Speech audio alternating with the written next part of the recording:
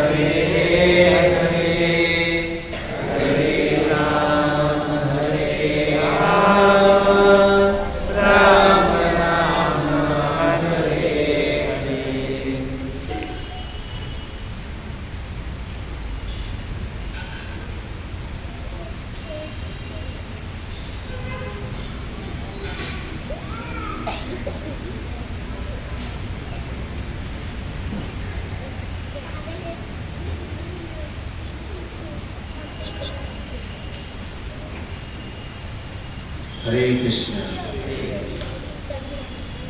यहाँ पर प्रसिद्ध आप सभी भक्तजनों का अंतर्राष्ट्रीय कृष्ण भावनामृत संघ की ओर से हार्दिक स्वागत करते हैं।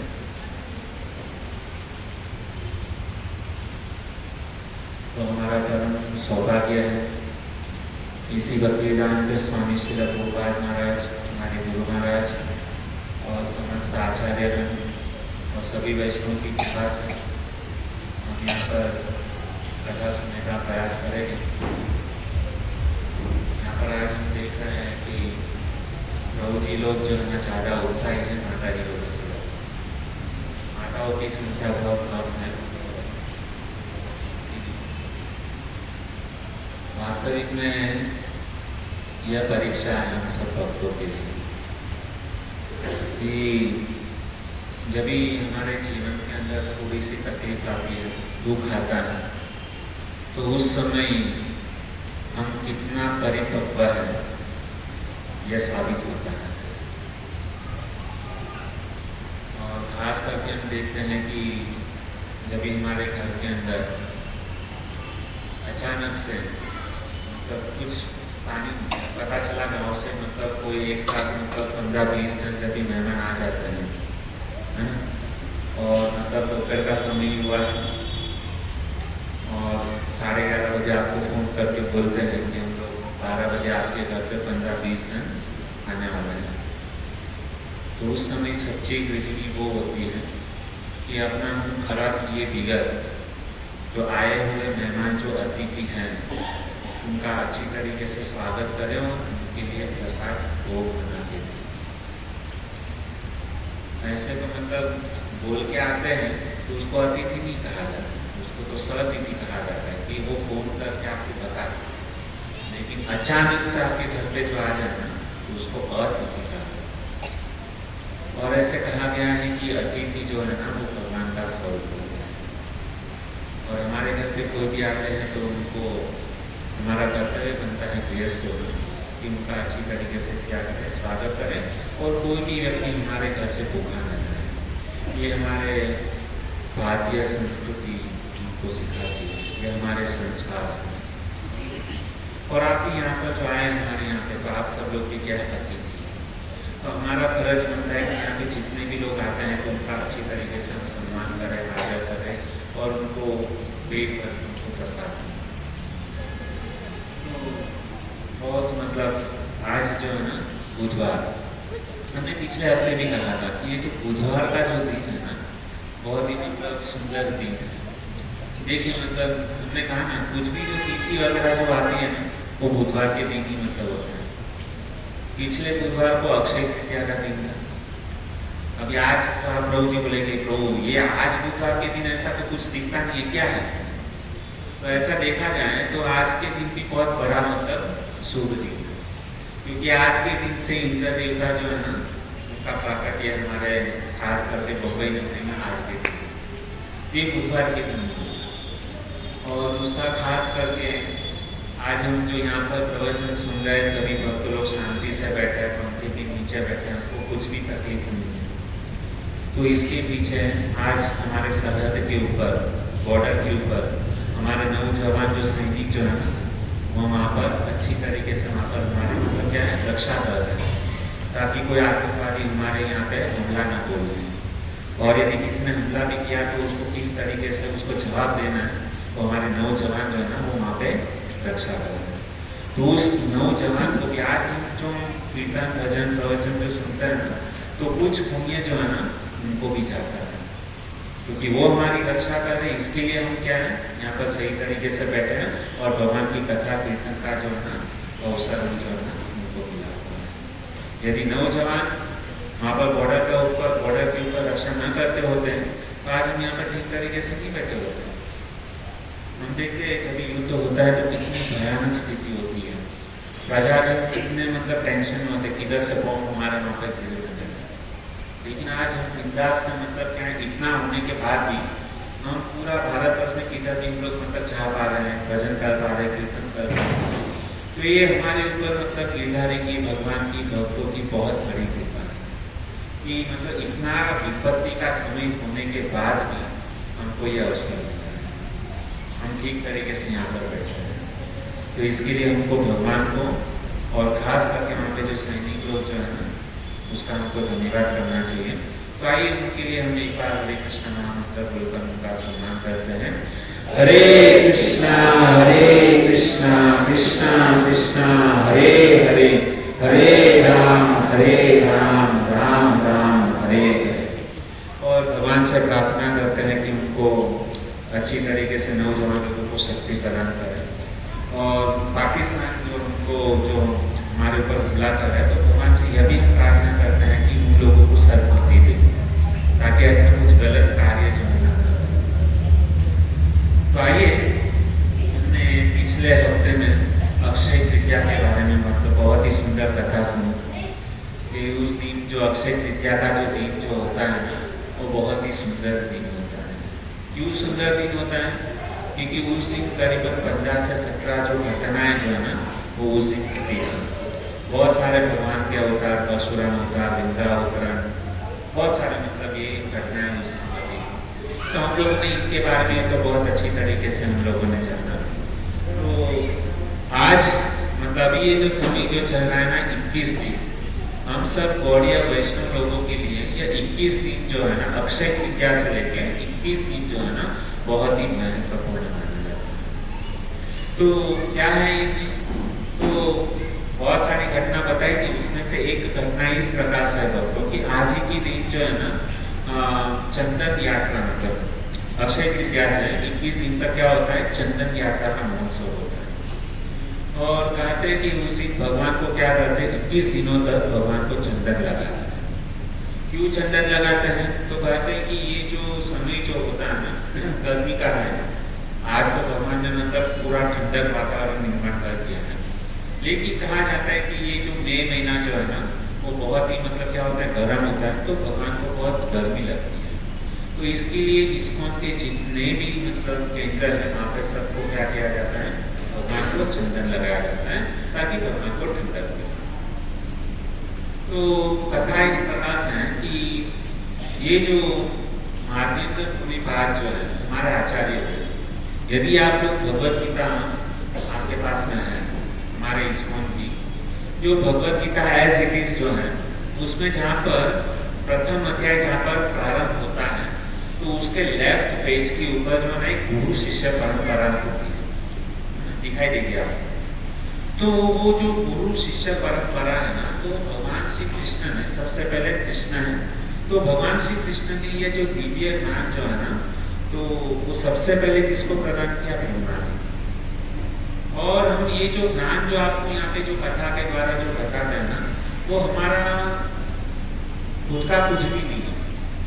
यह ज्ञान कहाँ से आया हुआ है, डायरेक्ट कृष्ण के पास से आया हुआ है। क्योंकि ये जो है ना परंपरा एकदम शुद्ध परंपरा है और इसमें मिलावट नहीं है। जैसे हम बोलते हैं कि हमारे पिताजी, उसके पिताजी, उसके पिताजी, उसके पिताजी, तो इस प्रकार से परंपरा होती है ना।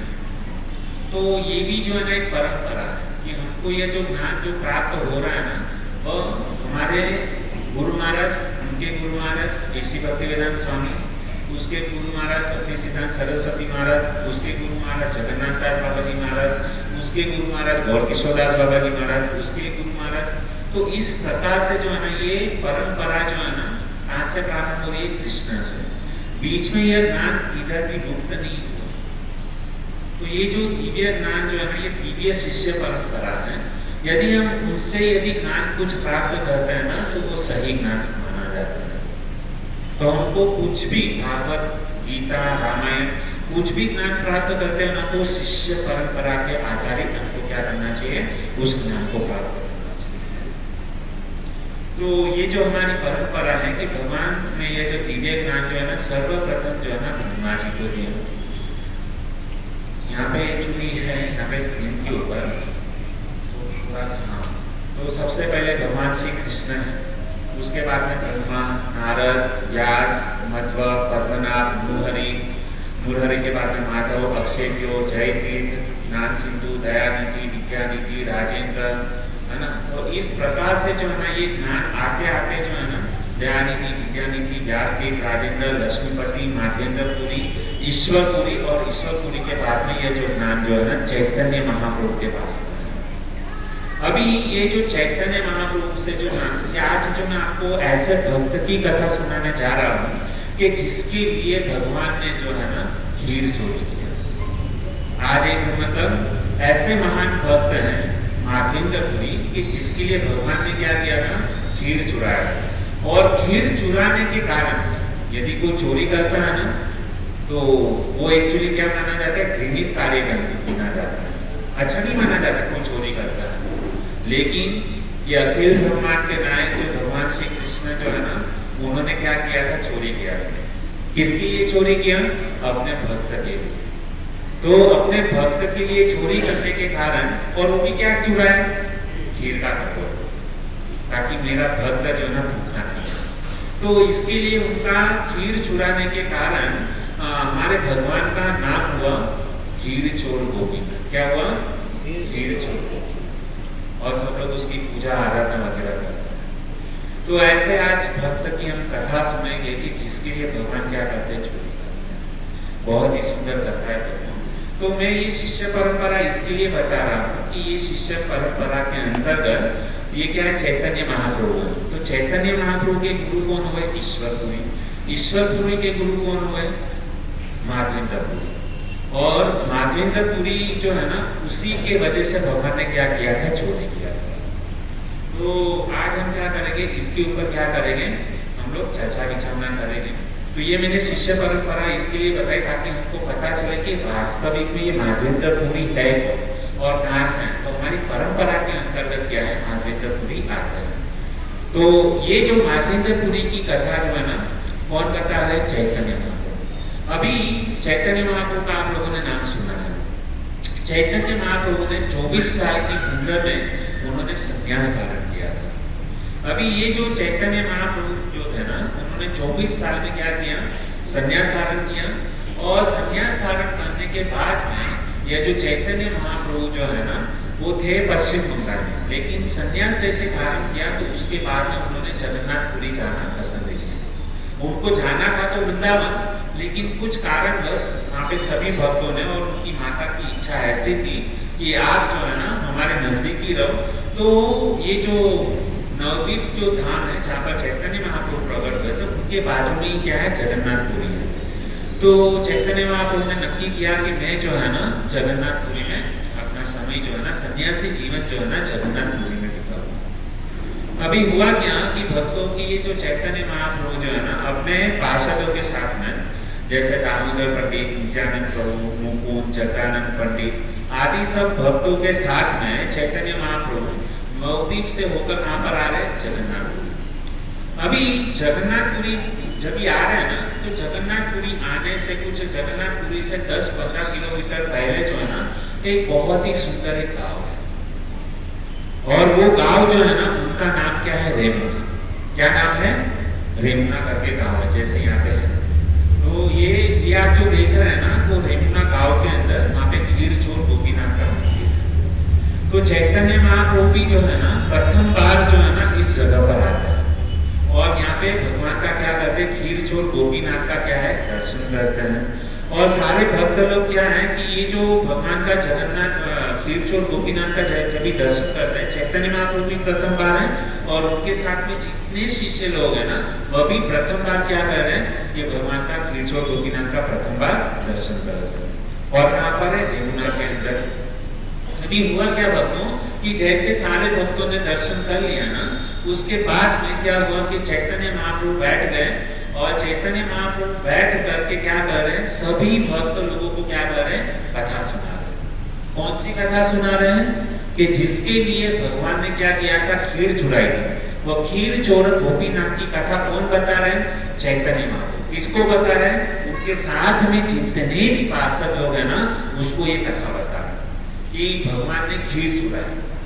अभी यहाँ पे उनके साथ में चैतन्य महाप्रभु के साथ में नित्यानंद प्रभु ही थे। तो चैतन्य महाप्रभु नित्यानंद प्रभु को इंगित करते हुए बताते हैं कि हे नित्यानंद, चैतन्य महाप्रभु के भाई थे नित्यानंद प्रभु, वो साक्षात बलराम जी का अवतार है नित्यानंद प्रभु। और चैतन्य महाप्रभु क्या है, राधा और कृष्ण मिलित स्वरूप क्या है, वो चैतन्य महाप्रभु का रूप है। तो चैतन्य महाप्रभु नित्यानंद प्रभु को इंगित करते हुए कहते हैं कि हे नित्यानंद, इस पृथ्वी के ऊपर तुमसे भी ज्यादा यदि कोई भाग्यशाली कोई यदि जीव है तो वो कौन है?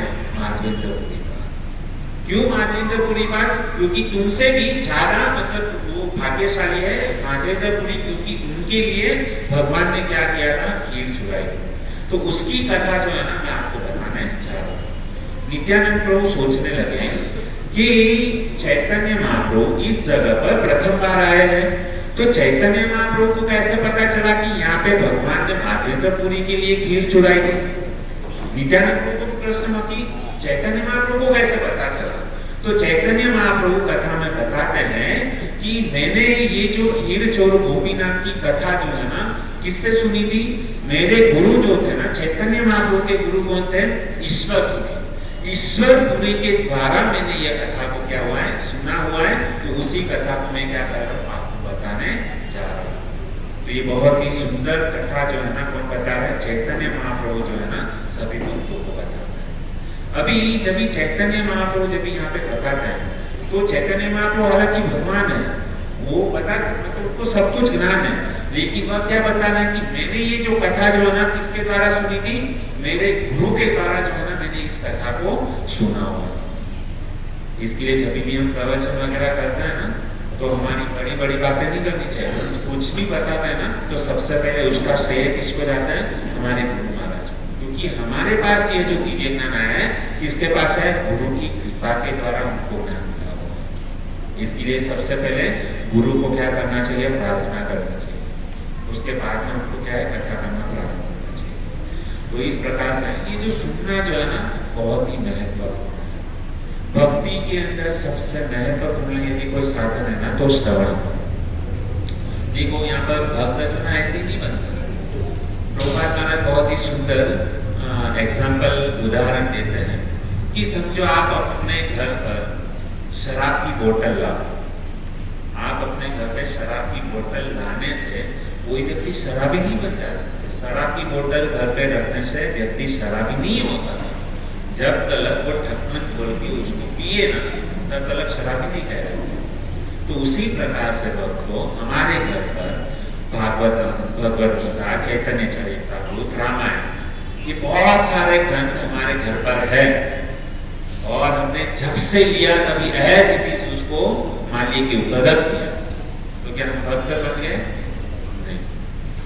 आप मतलब भगवत गीता लो, भागवतम लो, लेकिन एज इट इज उसको पैकिंग पैक रखो तो उसका मतलब ये नहीं कि आप लोग भक्त बन गए। यदि भक्त बनना है तो जब तक आप उसको मतलब भगवत गीता भागवतम के बॉक्स को खोलोगे नहीं, उसमें से प्लास्टिक निकालोगे नहीं, पढ़ोगे नहीं, तब तक आप भक्त नहीं बने। तो उसी प्रकार से क्या है? को भक्त बनने के लिए क्या करना पड़ेगा? एसोसिएशन करना पड़ेगा, संघ करना पड़ेगा। प्रभुपाद महाराज की किताबें जो है ना ग्रंथ उसको पढ़ना पड़ेगा। उसमें बाद में क्या करोगे? आप भक्त बनोगे। तो भक्त बनने के लिए सबसे महत्वपूर्ण बात है कि हमको ध्यान पूर्वक क्या करना चाहिए? श्रवण करना चाहिए। तो आगे बढ़ते हैं कि हम देखते हैं कि आजकल तो मतलब टेक्नोलॉजी बहुत सारी हो गई है। यूट्यूब है, मतलब बहुत सारे मतलब एयरपोर्ट है, मोबाइल है, बहुत सारे यंत्र हो गए जिसके द्वारा हम क्या कर सकते हैं? कथा को सुन सकते हैं। और आध्यात्मिक जीवन की जो शुरुआत जो होती है ना वो कहाँ से होती है? श्रवण से।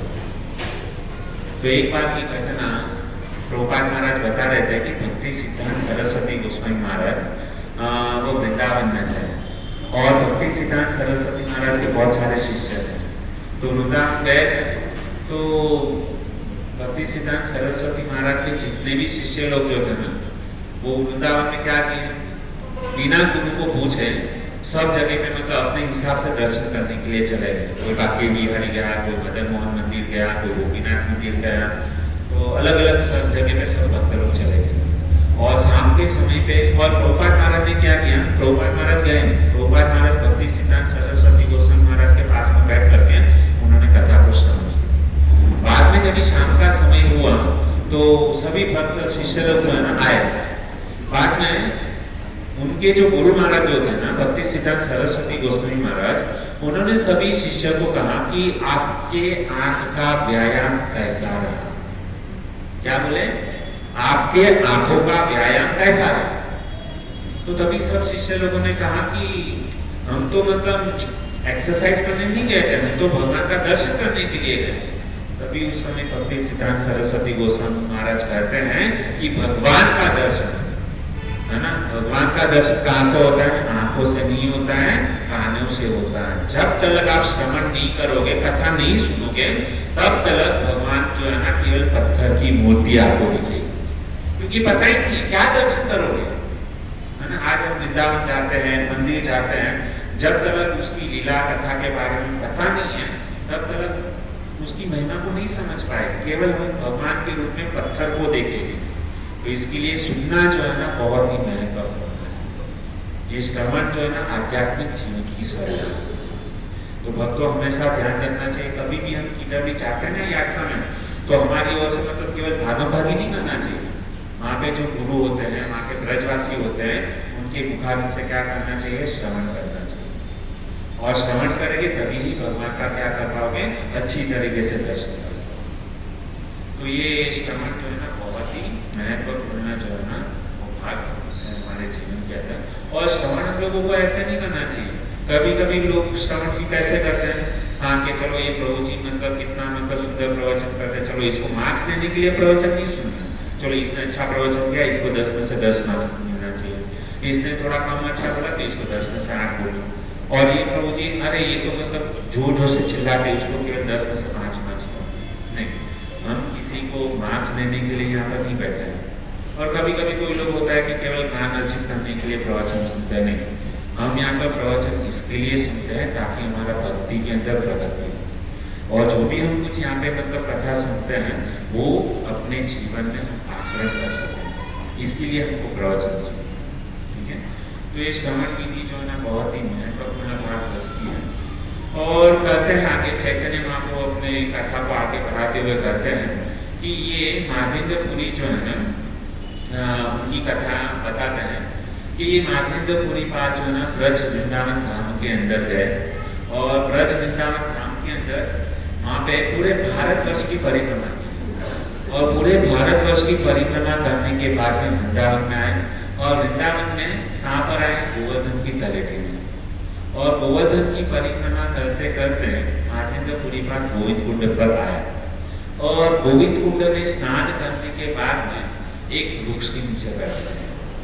और ये माधवेंद्रपुरी पाठ जो है ना उनका एक नियम था, क्या नियम था? वो कभी भी किसी से भिक्षा नहीं मांगते थे, और कोई भी यदि मतलब सामने से यदि किसी भक्त ने कुछ भिक्षा में दे दिया तो ठीक है, नहीं दिया तो केवल बस हरे कृष्णा कृष्णा कृष्णा हरे हरे, हरे राम राम राम हरे हरे। वो क्या करते थे? केवल भजन करते थे, उसी से क्या करते थे? अपना गुजारा। तो बहुत ही मतलब 2400 घंटा मतलब क्या करते थे? भगवान का भजन करते थे। तो ये गोविंद कुंड में आके वृक्ष के नीचे बैठ गए, और ऐसे तो उनको भूख बहुत लगी थी, लेकिन नियम था किसी से कुछ मांगना नहीं है। तो वहाँ पे क्या हुआ कि एक नन्हा सा प्यारा सा एक छोटा सा बालक उनके पास में आ गया। संध्या का समय था, और दूध का कटोरा लेके माधवेंद्रपुरी पाठ को देने लगा कि ये लो, और उनको कहने लगा कि आप भिक्षा क्यों नहीं मांगते हैं? ऐसा मतलब क्यों, मतलब भिक्षा मांगना चाहिए ना। तो उन्होंने कहा मतलब माधवेंद्रपुरी पाठ ये बच्चे को देख करके मतलब मंत्रमुग्ध हो गए, कितना सुंदर सा ये मतलब क्या है? बालक है। अभी वो बालक कहता है कि, और ये जो माधवेंद्रपुरी पाठ जो है ना उस बालक से बात करते हुए कहते हैं कि आपको कैसे पता चला कि मैं भूखा हूँ? तो तभी उसने कहा कि यहाँ पे कुछ वाहिनी जो है ना यहाँ से गुजर रही थी, तो उन्होंने उनको कहा कि ये जो बाबा जी जो है ना वो काफी समय से यहाँ पर बैठे हैं, भजन कर रहे हैं और भूखे से हैं, और मैं यहाँ का वाला हूँ, और मेरे गांव के अंदर जो है ना कोई भी व्यक्ति जो है ना भूखा नहीं रहता। तो उन्होंने मुझे बताया कि आप जो है ना भूखे हैं करके, तो उसके लिए उन्होंने मुझे कहा कि तुम दूध का प्याला लेकर के जाओ और ये बाबा जी को दे दो। तो इसके लिए मैं आपके पास में आया हूँ, और ये लो। और वो बालक ने क्या किया? मस्त से मतलब एक दूध का कटोरा जो है ना किसको दे दिया? माधवेंद्रपुरी पाठ को दे दिया। और वो बालक जो है ना कहने लगा कि आप दूध पी लेना, मुझे अभी खेत में जाना है, खेत में बहुत सारा काम बाकी है, आप दूध का कटोरा पी करके यहाँ पे रख देना, मैं कल सुबह को आके आपके पास में दे करके जाऊँ। इतना कह करके वो बालक चला गया। महादेंद्रपुरी पाद ने क्या किया, वो जो दूध का जो कटोरा जो था ना, वो उन्होंने पीना चालू किया। और जैसे ही वो दूध पिया ना, इतना सुंदर, इतना स्वादिष्ट दूध था ना कि आज तक उन्होंने जीवन में ऐसा दूध कभी नहीं पिया। और वो पी गए और एकदम मतलब क्या है, और उसके बाद में भगवान के नाम का जप कर दिया। और हुआ क्या कि दूध पीने के बाद में वो वृक्ष के नीचे बैठे थे, पूरा परिक्रमा किया था, इतना चले थे तो उनको थकावट लग गई। और जब करते करते क्या हो गया, उनको नींद आ गई, सो गए। और जैसे ही महादेंद्रपुरी पाद जो सो जाते हैं ना, तो सोते समय उनको क्या होता है, एक अच्छा सा स्वप्न आता है। और स्वप्न में क्या आता है, गोपाल जी, भगवान जो है ना महादेंद्रपुरी पाद के स्वप्न में आते हैं।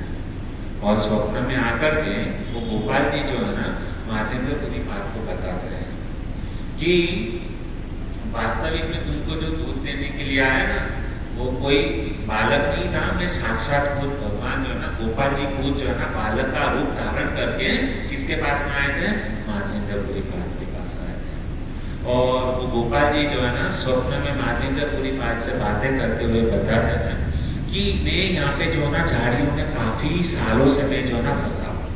वृंदावन के अंदर एक झाड़, मतलब बहुत सारी, मतलब ये क्या है, जंगल जैसा ना, तो उस झाड़ियों के अंदर क्या है, भगवान स्वप्न में महादेंद्रपुरी पाद को बताते हैं कि मैं काफी सालों से क्या हूँ, इस मतलब झाड़ियों में फंसा हुआ हूँ। तुम कृपा करके, मैं कितने समय से मैं तुम्हारी राह देख रहा था कि कब तुम आओगे और कब तुम मुझे ये झाड़ियों में से बाहर निकालोगे। और मुझे यहाँ पे जो है ना बहुत गर्मी, सर्दी, ठंडी ये सब मुझे लग रही है, तो आप कृपा करके मुझे क्या करो, यहाँ से बाहर निकालो। तो ये जो स्वप्न जो है ना, और बताते हैं कि ये जो गोपाल जी जो थे ना, तो गोपाल जी वृंदावन में कैसा है, तो कहते हैं कि भगवान श्री कृष्ण, भगवान श्री कृष्ण के पुत्र हुए, प्रपुत्र, जिसका नाम था ब्रजनाथ। अभी ब्रजनाथ ने क्या किया था, ये गोपाल जी की स्थापना किया था। अभी ये जो गोपाल जी जो है ना, तो आपको ये घटना बताता हूँ कि महादेंद्रपुरी पाद के स्वप्न में आया और उनको कहा कि तुम यहाँ से बाहर निकालो, मैं मुझे बहुत मतलब ठंडी, गर्मी और यहाँ पे लग रही है। तो ये जो गोपाल जी जो थे ना, उसकी स्थापना किया था भगवान के प्रपुत्र ब्रजनाथ ने। आज हम श्रीनाथ जी का देखते हैं, श्रीनाथ जी कितने लोग हैं, हाथ ऊपर कीजिए। तो ये जो श्रीनाथ जी आज जो है ना, राजस्थान के अंदर जो श्रीनाथ जी नाथ द्वार उदयपुर में हम जाते हैं, तो वहाँ पे श्रीनाथ जी का विग्रह है। तो यही श्रीनाथ जी जो महादेंद्रपुरी पाद के जो स्वप्न में आया ना गोपाल जी, वो श्रीनाथ जी के रूप में, जिसका लेफ्ट हैंड जो है ना, वो लेफ्ट हैंड ऊपर करके गोवर्धन को धारण किए हुए हैं। तो वो श्रीनाथ जी जो है ना, यही श्रीनाथ जी है जो महादेंद्रपुरी पाद के स्वप्न में आए। और वो आगे चल करके वल्लभाचार्य जो हुए कुश्ती संप्रदाय के अंदर, उनकी सेवा जो है ना उदयपुर नाथ द्वार के उनके शिष्य जो है ना वो सेवा करते हैं। तो यही वो श्रीनाथ जी, वहां से क्या हुआ, श्रीनाथ जी का प्राकट्य हुआ, कहाँ पे, पिपलीता। अभी जैसे इतना कहा ना, तो स्वप्न खत्म हुआ और महादेंद्रपुरी पाद जो थे ना, उनकी क्या हो गई, आंखें खुली। और जैसे ही वह उनकी जब आंखें खुली ना, तो ये बहुत ही मतलब क्या है, मतलब रोने लगे। क्यों रोने लगे, क्योंकि भगवान साक्षात मतलब क्या, मुझे भगवान की सेवा करनी चाहिए, उसकी जगह पे भगवान जो है मेरी सेवा करने के लिए क्या है, यहाँ पर आए और मुझे दूध का कटोरा देने लगे। और बहुत ही मतलब उनको हृदय के अंदर क्या होता है, दुख होता है कि भगवान को मेरे लिए आना पड़ा। लेकिन महादेंद्रपुरी पाद में मतलब केवल रोते नहीं रहे, क्योंकि उनको स्वप्न दिया था भगवान कि मैं यहाँ पे झाड़ियों में फंसा हुआ हूँ, आप मुझे क्या करो, यहाँ से बाहर निकालो। तो उन्होंने क्या किया, महादेंद्रपुरी पाद में जितने भी ब्रजवासी जो थे ना, सारे ब्रजवासियों को बुलाया और उनको कहा कि यहाँ पे झाड़ियों में क्या है, भगवान फंसे हुए हैं, तो आप अपने साथ में क्या करो, बुहारी, फावड़ा, चाकू, ये सब लेकर के आप यहाँ पर आ जाओ। और जहाँ पर भगवान ने स्वप्न दिखाया था कि भगवान जो है ना यहाँ पे फंसे हुए हैं, तो महादेंद्रपुरी पाद क्या करते, सारे ब्रजवासियों को लेकर के उस झाड़ी के पास में जाते हैं और वहाँ पर क्या है, खुदाई का काम चालू होता है। और जब भी वो खुदाई का काम चालू करते हैं ना, तो वहाँ पे सत्य घटना भक्तों कि जब भी खड्डा खोदा ना, तो उस समय वहाँ पे क्या है, भगवान का सुंदर स्वरूप गोपाल जी की जो है ना उसमें से बाहर, और जैसे ही मतलब भगवान जो मतलब उस खड्डा खोदने के बाद में जैसे ही गोपाल जी जब बाहर निकले ना, तो उस समय क्या हुआ कि वहाँ पे माधवेंद्रपुरी पाठ ने क्या किया कि ये जो गोपाल जी जो थे ना उसको गोवर्धन की क्या किया, शिखर के ऊपर उसको क्या किया, वहाँ पर ये गोपाल जी का विग्रह जो ना वहाँ पर स्थापित किया, और वहाँ पे स्थापित करने के बाद में सभी ब्रजवासियों ने उनका क्या किया, अभिषेक वगैरह किया, उनका अभिषेक किया, बाद में उनका सुंदर तरीके से श्रृंगार किया, और श्रृंगार करने के बाद में सभी भक्त लोगों ने क्या किया, बहुत ही सुंदर तरीके से भगवान के लिए भोग बनाया। तो कोई किसी ने चावल बनाया, किसी ने दाल बनाया, किसी ने रोटी बनाया, किसी ने पूरी बनाया, सब्जी, गुलाब जामुन, रसगुल्ला, जलेबी, मट्ठा, खमण, ढोकला, ये सब लोग क्या किए, अपने अपने तरीके से क्या किए, वहाँ पर एक बहुत बड़ा सा क्या किया उत्सव लोग ने क्या किया, ब्रजवासी, और वहाँ पे क्योंकि भगवान जो है ना, भगवान प्रकट हुए ना, तो वहाँ पे एक चीज ये भी थी, तो मैं आपको भूल गया बताने के लिए कि वो भगवान जो थे ना वो झाड़ी में कैसे चले गए, क्योंकि ये जो गोपाल जी की स्थापना किसने की थी, भगवान के प्रपुत्र जो थे कौन थे, वज्रनाथ, उसने स्थापना किया ना। तो क्या हुआ कि उन दिनों के ऊपर जो है ना हमारे देश में मुगल साम्राज्य था, तो मुगल साम्राज्य जो थे ना मुसलमान लोग, वो क्या करते थे, आ करके सारे मंदिरों को क्या करते थे, तोड़ देते थे, और बहुत ही मतलब क्या करते थे, तहस नहस कर देते थे, मंदिर तोड़ देते थे, भगवान के विग्रह को तोड़ देते थे। तो उस समय क्या करते थे कि ये जो पुजारी लोग जो थे ना वो क्या करते थे, ये जो पुजारी लोग क्या करते थे कि भगवान की मूर्ति को क्या करते थे, जमीन में खड्डा खोद करके उसमें क्या करते थे, छुपा देते थे। तो इसके लिए भगवान ने कहा कि ये मैं इस खड्डे में क्या हूँ, फंसा हुआ हूँ, और भगवान क्या कर रहे थे, माधवेंद्रपुरी की राह देख रहे हैं। भगवान भी क्या करते हैं, अपने भक्तों की राह देखते हैं कि कब मेरा भक्त आएगा और मुझे क्या करेगा, इसमें से बचाएगा। ऐसा जरूरी नहीं है कि हमेशा मतलब भगवान ही हमारी रक्षा करते हैं, कभी कभी भगवान भी चाहते हैं कि मेरे भक्त आकर के क्या करें, मुझे बाहर निकाले। भगवान भी अपने भक्तों के पास में सेवा लेना चाहते हैं, है ना। तो ये स्वप्न किसको दिया, भगवान के जो शुद्ध भक्त होते हैं ना उसके ही सपने में भगवान आते हैं, सबके सपने में भगवान नहीं आते हैं। शुद्ध भक्त जो होता है ना, जो भगवान की निस्वार्थ भाव से जब सेवा करता है ना, उनके इस वक्त में क्या आता है, भगवान आते हैं और उनको बताते हैं। तो इस प्रकार से क्या हुआ कि माधवेंद्रपुरी पाठ ने क्या किया, भगवान को कहाँ पे, गोपाल जी को कहाँ पे स्थापित किया, गोवर्धन के शिखर के ऊपर स्थापित कर दिया, सारे ब्रजवासियों को जमा किया, और बहुत ही सुंदर गोपाल जी का अभिषेक हुआ। बाद में सभी ब्रजवासियों ने भगवान को भोग लगाया, एक दिन खत्म हुआ, दूसरा दिन, तीसरा दिन, वहाँ पे कंटिन्यू ये क्या हुआ, उत्सव चलता गया। आज समझो रमेश प्रभु ने स्पॉन्सर किया, कल नीलकंठ प्रभु ने प्रसाद स्पॉन्सर किया, कल वंदना माता जी ने स्पॉन्सर किया, छाया माता जी ने स्पॉन्सर किया। ऐसा करते करते रोज एक एक भक्त लोग क्या करते गए, आते गए, और फेस्टिवल, कथा, कीर्तन सब होते गए। तो ऐसा कहा जाता है, इतिहास में अगर ऐसा मतलब हुआ है, घटना घटी है कि सबसे मतलब भगवान के फेस्टिवल बहुत सारे होते हैं, जन्माष्टमी मनाते हैं, रथ यात्रा मनाते हैं, राम नवमी मनाते हैं, लेकिन है ना उस दिन हम लोग क्या करते हैं, भगवान का अभिषेक करते हैं, 56 भोग लगता है। लेकिन यहाँ पर ये जो गोपाल जी जो है ना, वो फेस्टिवल करीबन 2 साल तक सभी लोगों ने मनाया। कितने साल तक, 2 साल। और रोज क्या, रोज 56 भोग, पूरी सब्जी, हलवा, मलाई, बासुंदी, श्रीखंड, सब मतलब सब लोग क्या करते थे, भगवान का जन्मदिन है, भगवान प्रकट हुए।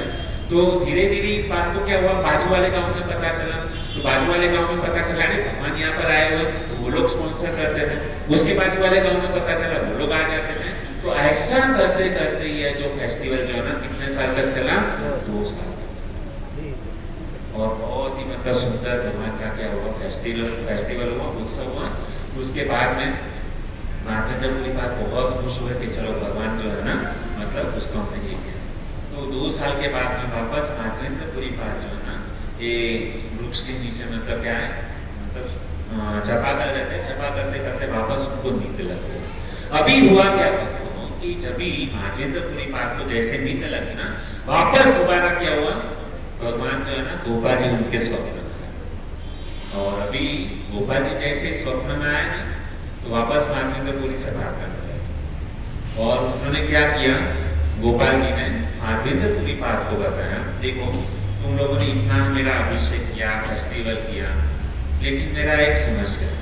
कौन बोल रहे हैं? भगवान गोपाल जी। किसको बोल रहे हैं? माधवेंद्रपुरी पाठ। माधवेंद्रपुरी पाठ बोले कि अभी तुमको क्या समस्या है, इतना तो सब कुछ मैंने आपके लिए कर दिया, मंदिर बना दिया, आपको गोवर्धन की मतलब शिखर के ऊपर स्थापित कर दिया, आपको रोज को मतलब सारे यहाँ पे प्रजासी आकर के आपको भोग लगा रहा, अभी क्या टेंशन है? तो उन्होंने कहा कि देखो आप लोगों ने मेरा इतना सुंदर अभिषेक किया, लेकिन मैं इतने वर्षों से यहाँ पे इस झाड़ी में जमीन के नीचे क्या था, फंसा हुआ था, लेकिन आपने इतना अभिषेक किया, लेकिन फिर भी मेरे अंदर जो गर्मी जो है ना वो कम नहीं हुई है। अभी भी मुझे जो है ना शरीर जो है ना मेरा एकदम गरम गरम है, तो उस मतलब गर्मी को आपको दूर करना है। तो माधवेंद्रपुरी पाठ करने लगी, तो मैं क्या करूँ? तो उसने कहा कि मेरी ऐसी इच्छा है कि तुम जो है ना जगन्नाथपुरी जाओ, मलई प्रदेश है ना, तो मलई प्रदेश जो है ना वहाँ से जा करके मेरे लिए चंदन लेकर के आओ। क्या लेकर आओ? चंदन।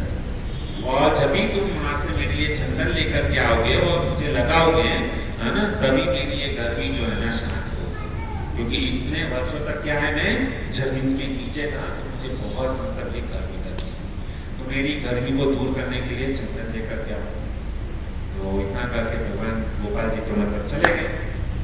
वापस आँख खुली और देखा कि भगवान मतलब क्या है, नहीं है, और भगवान की इच्छा है कि भाई कहाँ से चंदन लाना है, जगन्नाथपुरी से। अभी ये जब भगवान ये माधवेंद्रपुरी पाठ को जब ये स्वप्न आया ना, हम देख सकते हैं मैप के अंदर कि वृंदावन कहाँ पर है और जगन्नाथपुरी कहाँ, थोड़ा सा जरूर कीजिए ना पता चले। तो ये जो जगन्नाथपुरी से जो है ना ये वृंदावन जो है ना काफी लंबा डिस्टेंस है, करीबन 1200 या कुछ इतना किलोमीटर है। और उस समय क्या कैसा था कि माधवेंद्रपुरी पाठ को जब भगवान स्वप्न में आया ना, आज हमको यदि बॉम्बे से यदि जगन्नाथपुरी जाना है तो आज भी जो है ना हम यदि गाड़ी से भी जाते हैं ना, ट्रेन से तो भी 24 घंटा या 30 घंटा लगता है। ट्रेन में बैठ करके जाते हैं तभी उतना समय लगता है। और उस समय जो था ना ट्रेन थी, ना हवाई जहाज था, न गाड़ी थी, न साइकिल थी, न बाइक थी, है ना, जाना है कैसे? पैदल। और उस समय माधवेंद्रपुरी पाठ की उम्र कितनी थी? 70 साल। कितनी? 70 साल। 70 साल की उम्र में, और वो भगवान उसको क्या करते हैं कि मेरे लिए जगन्नाथपुरी से, वो भी कितना टन चंदन पता है? चंदन और कपूर कम से कम 80 टन था। अभी मतलब ये तो मतलब नामुमकिन है, कैसे मतलब संभव है? तो माधवेंद्रपुरी चाहे तो मना कर सकते थे, और जैसे ही स्वप्न खुला ना तो माधवेंद्रपुरी पाठ तो मतलब ब्रजवासियों को बोल सकते हैं, ऐसा जरूरी नहीं है। भगवान ने ऐसा नहीं कहा कि भाई तुमको ही जाना है। माधवेंद्रपुरी पाठ चाहे तो वहाँ पे किसी ब्रजवासी को बोल सकते थे कि तुम मेरे मतलब भगवान के लिए जगन्नाथपुरी मलई पर्वत से आप मेरे लिए मतलब भगवान के लिए चंदन लेकर के आओ, बोल सकते थे ना ऐसा। और ऐसा भी बोल सकते थे, हाँ कभी कभी हमको स्वप्न आता है, भगवान हमारे साथ में अच्छी अच्छी बातें करें तो हमको बहुत अच्छा लगता है, और हम पूरी दुनिया को बताइए कि आज भगवान जो है ना मेरे स्वप्न में आए, मेरे साथ में ये बात की, कह रहे तुम तो शुद्ध भक्त हो, इतना माला जप कर 64 माला जप करते हो, मेरी बहुत अच्छी सेवा करते हो, इतना प्रचार करते हो, तो हमको बहुत अच्छा लगे कि हाँ भगवान मेरे साथ में अच्छी अच्छी बातें करते। लेकिन यदि भगवान हमको यदि बोल दे कि आपके पास में जितना भी धन संपत्ति है, यहाँ पे काली माता मंदिर, यहाँ पर हमारे इस्कॉन गिरधारी मंदिर में आपको डोनेट करना है, तो हम तभी क्या सोचेंगे, अरे ये तो शायद मेरा इमेजिनेशन हो सकता है, ये तो मेरा केवल भ्रम है। ऐसा मतलब ये भगवान सही में मेरे स्वप्न में नहीं, केवल मेरा भ्रम हो सकता है। लेकिन अच्छी अच्छी बातें करे तो हमको अच्छा लगता है, नहीं भगवान ने मेरे स्वप्न में आए ये। लेकिन कुछ तकलीफ वाला काम यदि हम भगवान हमको बोल दे तो हम कर जाएंगे, नहीं ये भगवान मुझे नहीं बोल सकते, मेरा स्वप्न शायद गलत हो सकता।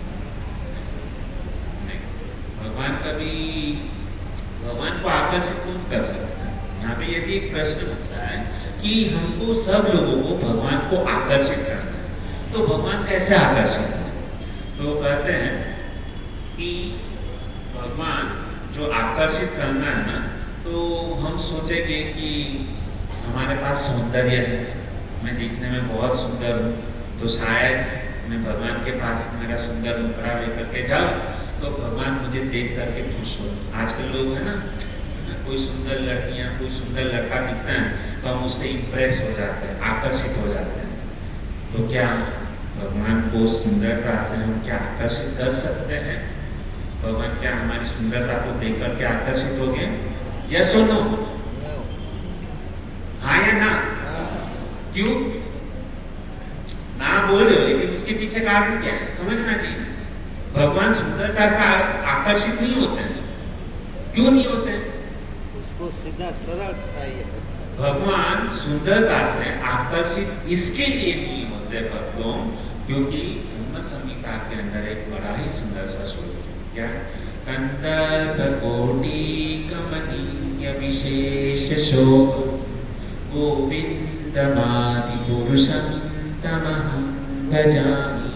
कंदर्प कोटि कमनीय विशेष शोभम, ये करोड़ों करोड़ों जो कामदेव जो है ना, करोड़ों करोड़ों ये जो मतलब कामदेव, बाकी इस करोड़ों करोड़ों सूर्यमान चंद्रमा, जब भी उसका जब तेज जो निकलता है ना, वह तेज जब भी निकलता है ना, तो उससे भी ज्यादा सुंदर कौन है? भगवान कृष्ण। तो तुम्हारी थर्ड क्लास की सुंदरता को लेकर के भगवान क्या करते हैं? हमारे पास जो सुंदरता है ना, उससे कई करोड़ों गुना सुंदर कौन है? भगवान कृष्ण। इसलिए भगवान सुंदरता से आकर्षित नहीं होते, क्योंकि वो तो उसके पास में मतलब बहुत सारा मतलब सुंदरता जो है ना पड़ी हुई है, उसको देख करके हम लट्टू हो जाते हैं। इतना सुंदर है, इतना सुंदर है। इसका जो है ना, जब भी हम यहाँ पे अभी हमारा भगवद गीता सेमिनार का एक टॉपिक चालू है कि भगवान कौन है, बराबर? भगवान कौन हो सकता है। तो ये जब भी मतलब आगे जब भी दिनों आएंगे ना, तब इसके ऊपर बहुत ही सुंदर चर्चा करेंगे कि भगवान क्यों मतलब इतना आकर्षित है, कैसे मतलब ये है। लेकिन हमारे पास अभी समय कम है, तो केवल इतना ही समय। देखिए यहाँ पे एक फोटो है, तो भगवान जो है ना सुंदर था, ठीक है, भगवान कृष्ण का कितना सुंदर फोटो है। ये तो मतलब हम लोग ने भगवान को मतलब क्या है कि मतलब बनाया, बराबर? तो फोटो में इतने सुंदर है, तो रियल में यदि भगवान हमारे साथ में आ जाएंगे तो कितने सुंदर होंगे। देखिए इतना सुंदर भगवान का मतलब फोटो है, कोई भी देख करके जो है ना इसके ऊपर लट्टू हो जाए। क्या इसकी सुंदरता के सामने हमारी सुंदरता क्या है? हम कुछ भी नहीं है। और भगवान की जो सुंदरता है ना, हमेशा के लिए। हमारी सुंदरता केवल 20-25 साल के लिए, बाद में फूटे हो जाएगा। कोई हमको देखना भी पसंद नहीं करेगा। हम कितना भी ब्यूटी पार्लर में जाए, मेकअप लगाए, ये करे वो करे, पाउडर लगाए, है ना। कभी कभी लोग तो मतलब वो क्या बोलते हैं, चमड़ी को चेंज करते हैं, कुछ हाँ सर्जरी, प्लास्टिक सर्जरी करते हैं और अपन को सुंदर दिखाने के लिए। लेकिन भगवान के सामने ये कुछ नहीं है। माइकल जैक्सन जो था ना, उसने बहुत प्रयास किया था अपने आप को मतलब सुंदर दिखाने के लिए। कितना समय तक लगा, उसको लग रहा था कि मैं हमेशा के लिए सुंदर होगा। और उसने जो खर्चा है उसके में एक सुंदर था कि माइकल जैक्सन जो था ना, उसके साथ में करीबन जो है ना 25, 30, 50 डॉक्टर तो उनके साथ में रहते थे। और वो चाहता था कि कभी भी उसकी मृत्यु ना आए। मृत्यु आए तो सारे डॉक्टर लोग उसको ये कहते कि उसने प्लास्टिक सर्जरी किया। और अपने आप को इतना मतलब ये मान बैठा, कितना मतलब ये था, फेमस था। लेकिन कितने समय तक इतने सारे डॉक्टर ने मिल करके इतना पैसा होने के बावजूद भी वो उसको कोई बचा नहीं पाया, मरना पड़ा। बूढ़ा होने से पहले ही मर गया। क्या सुंदरता नाम लगने वाला है।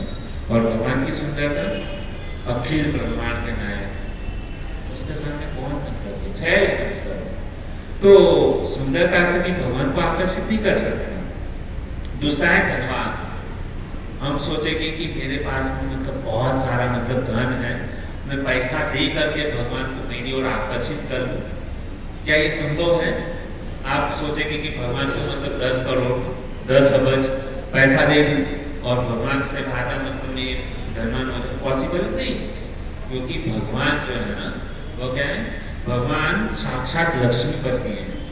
जहाँ से हमारे पास में धन संपत्ति आता है ना, वो लक्ष्मी जी उनकी पत्नी है। हम कैसे मतलब भगवान को धन के द्वारा भी हम भगवान को आकर्षित नहीं कर सकते, ना सौंदर्य से ना धन संपत्ति से। तीसरा चीज हम सोचेंगे कि मेरे पास ज्ञान बहुत है तो मैं ज्ञान से भगवान को आकर्षित कर लूं।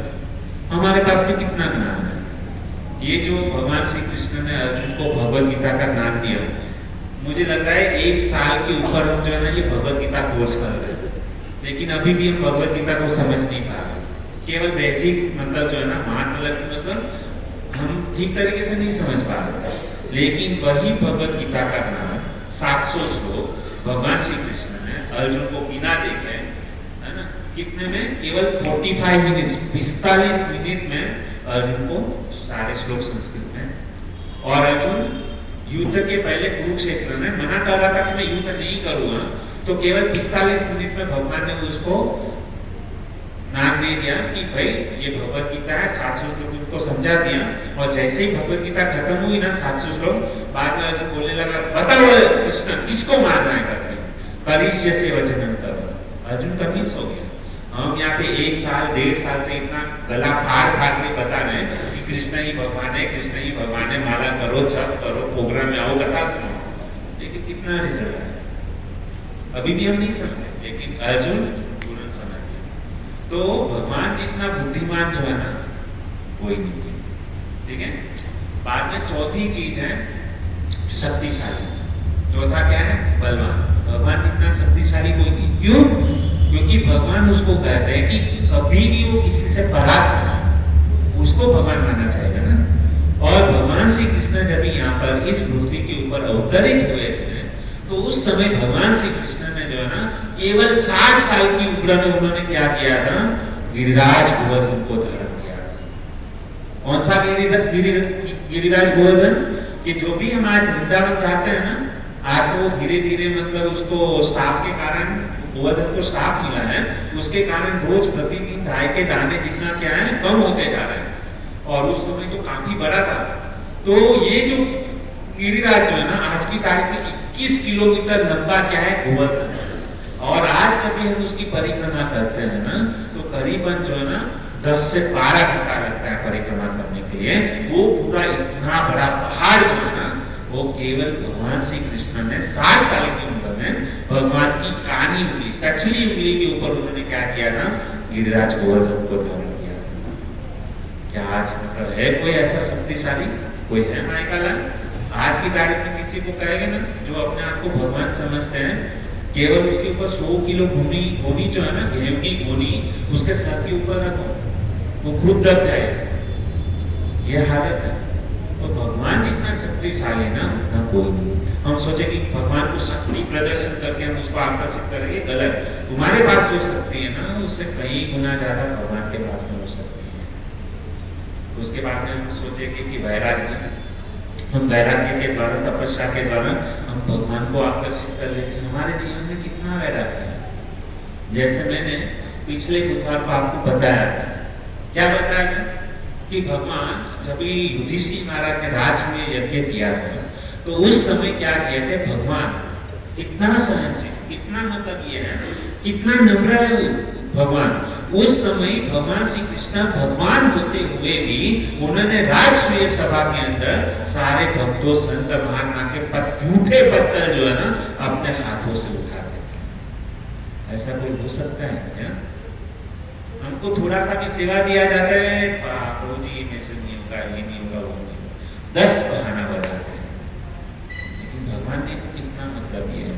और यहाँ पे आप ये जो फोटो देख रहे हैं ना, इतने नम्र है कि माता यशोदा जो कृष्ण जो है ना वो क्या कर रहे हैं? चप्पल जो है ना वो अपने सर के ऊपर उठाए हुए हैं और नंद बाबा को कहते हैं कि तुम्हारा चप्पल जो है ना मेरे सर के ऊपर है, मैं आपके अपने हाथों से ये करूँ। मतलब भगवान जैसा वैराग्य किसी के अंदर नहीं हो सकता। तो ये है भगवान। उसके बाद में यश। भगवान कितने फेमस है? भगवान जो है ना, भगवान का यश आज फेमस हो गए। कैसे फेमस है? आज यूट्यूबर मान लो कि इतने व्यूअर्स हैं, हमारा वीडियो इतने लोगों ने देखा, उनको इतने लाइक्स मिले हैं, हम इतने फेमस हैं, इतने लोगों ने सब्सक्राइब किया हुआ है। कितने लोग? लाख, 5,000, 10,000, लाख, 1 करोड़, उससे ज्यादा तो नहीं ना। लेकिन भगवान का यश जो है ना पूरे ब्रह्मांड में, पूरे पृथ्वी के ऊपर सब लोग जो है ना भगवान का यश फैला हुआ है। यहाँ तक कि जब भी हम जितने भी देवी देवता हैं उनके ऊपर जब भी संकट जब भी आता है ना, तो सारे देवी देवता लोग जो है ना किसके पास में जाते हैं? भगवान कृष्ण के पास में जाते हैं, विष्णु के पास में जाते हैं और प्रार्थना करते हैं कि ये असुर लोग उनको परेशान करते हैं, कृपा करके उनसे हमारी रक्षा करो। ये रविवार के दिन, रविवार के दिन क्या है? नरसिंह चतुर्दशी है। तो रविवार के दिन नरसिंह चतुर्दशी है ना, तो भगवान नरसिंह देव जो है ना हिरण्यकशिपु का वध किया था उस दिन। तो सारे देवता लोगों ने भगवान से प्रार्थना, क्योंकि ब्रह्मा जी तो वरदान देकर के चले गए थे, ना दिन में मरूं, ना रात में मरूं, ना सुबह, ना, है ना, ऐसा वरदान, ना पानी में, ना जमीन के ऊपर, ना पृथ्वी पर, ना आकाश में, ना शस्त्र से, ना अस्त्र से, है ना, कितना सारा वरदान मांग लिया था हिरण्यकशिपु ने ब्रह्मा जी के पास में। और ऐसा ही मानो कि हिरण्यकशिपु जो है ना एक तरीके से अमर ही बन गया था। लेकिन उस समय जब सारे देवता लोग, सारे सब लोग जब मतलब मुसीबत में आ गए, दुखी हुए ना, उस समय सारे देवता लोग भगवान के पास में जाते हैं कि कृपा करके ये हिरण्यकशिपु से हमारी रक्षा करो। और उस समय भगवान ने क्या किया? ना भूतो ना भविष्य, ऐसा रूप लिया, ऐसा रूप लिया किसी ने स्वप्न में भी सोचा नहीं था। ये जो पृथ्वी के जो पूरा ब्रह्मांड की जिसने रचना की ना ब्रह्मा जी ने भी कभी स्वप्न में नहीं सोचा होगा कि भगवान ऐसा कुछ अवतार लेंगे और हिरण्यकशिपु का वध। वही नरसिंह चतुर्दशी जो है ना रविवार के दिन है, उस दिन शाम तक उपवास रहेगा। कल एकादशी है, तो सभी भक्तों से निवेदन है एकादशी व्रत का पालन कीजिए, उस दिन अन्न मत खाइए, है ना। तो ये 6 जो है ना, हम सोचते हैं कि ये 6 गुणों के द्वारा भगवान को आकर्षित करेंगे, लेकिन आपके पास भी है, यदि सुंदरता है, धन है, ज्ञान है, बल है, वैराग्य है, यश है, लेकिन भगवान के सामने क्या है? राय के दाने चित्त नहीं दिखे, चुप करेगा ना, पतिंगे की तरह हो जाएगा, पता भी नहीं चलेगा। तो ये सारे मतलब इतने सब कुछ होने के बाद भी हम भगवान से आकर्षित नहीं कर पाए। क्यों नहीं कर पाए? क्योंकि आप समझेंगे कि आपके पास में लाभ हो गया, तो भगवान के पास से कुछ कमी नहीं है। तो ये सारी चीजों के द्वारा भगवान को आकर्षित नहीं कर सकते। तो यहाँ पर प्रश्न ये उठता है भक्तों कि यदि हमको भगवान को आकर्षित करना है, भगवान को खुश करना है, तो भगवान को खुश कैसे करें? तो ये जानने के लिए आने वाले बुधवार के दिन इसके ऊपर हम चर्चा करेंगे कि भगवान हमसे आकर्षित कैसे होते हैं। तो आने वाले बुधवार के दिन हम इसके ऊपर चर्चा करेंगे कैसे हम भगवान को खुश कर सकते हैं। ठीक है, तो तब तक के लिए हरे कृष्ण। बहुत बहुत धन्यवाद। इतना बारिश होते हुए भी आप लोगों ने अपना कीमती समय निकाल करके यहाँ पर आए, और माताओं से निवेदन है कि आप सब माताओं को अपने साथ में यहाँ पर बुला के जाए। बहुत ही सुंदर टॉपिक है, तो उनको ये सब श्रवण करना चाहिए। ठीक है, बहुत बहुत धन्यवाद आप सभी लोगों को। और हमसे कुछ बोलने में कुछ त्रुटि होगी तो आपका सहयोग समझ करके हमारी त्रुटि को क्षमा करो। हरे कृष्ण।